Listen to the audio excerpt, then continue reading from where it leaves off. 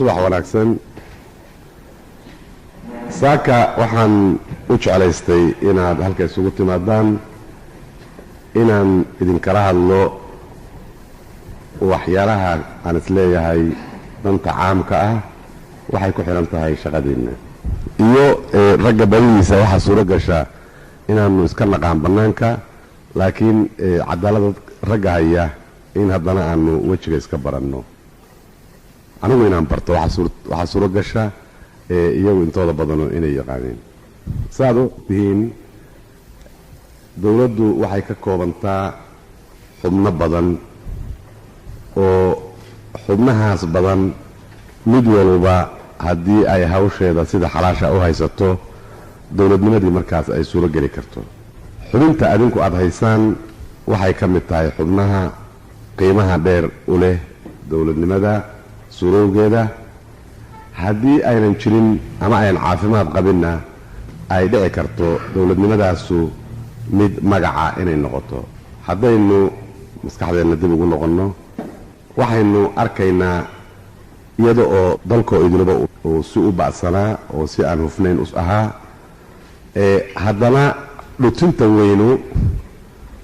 waxay ku suurowday cadaaladda inayan sidii loo rabay aynan ahayn iyada oo sababuhu ay fara badan yihiin oo haatan qof khaasa aan la saari karin haddii aynan taasu dhicin cadaaladdu ay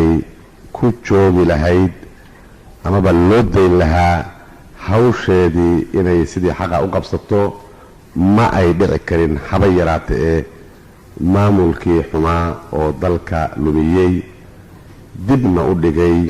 hore u socodkii adduunkaoo idil jiray taa waxaan u leeyahay haddee wixii xunuuba sharci baa yaa ku fadhiya oo sharci baa jira baab qaban hayaa jira haddee baabka haddii lagu qabto waxay la tahay tuuga ma dhacdeen laaluush ma dhaceen waxa haatan loo baxshay musuq maasuq ma dhaceen waxa saad u og tihiin nimankii khabiiriinta ahaa ay ugu yeereen waa siyaasaddaa doonaysa oo beenta ahaana ma ay dhaceen wixii siyaasadu doonayso iyo waxayan doonayninna waa kala caddaan lahaayeen haddii sharcigu sidii loo soo dejiyey ama aynu kitaabada ugu dhigannay usu fuli lahaa taa yacni waxaan idinka xusuusinayaa habowgii hoggaanka dalku us habaabay hooyadiisii waxay ka mid ahayd ama waxayba ahaydba sharciga oo shaqadiisii aan qabsanin waxaa isweydiisla marka habowgaasu maxaa u sabab ahaa ma ragga qaaliyaalka ayaa u sabab ahaa mise waxaa u sabab ahaayeen siyaasigii mise waxaa u sabab ahaayeen nidaam xun oo dhashay maxaa u sabab ahaayeen waxaan odhan karnaa markaa sababuhu waa badan yihiin haddaba si aanan midna waxba ugu dhimin waxay ku hagaagsan tahay sababtu si kastaba ha ahaadeene cadaaladdu sidii qumanayd uma aynan fulin muddadii aynu soo dhaafnay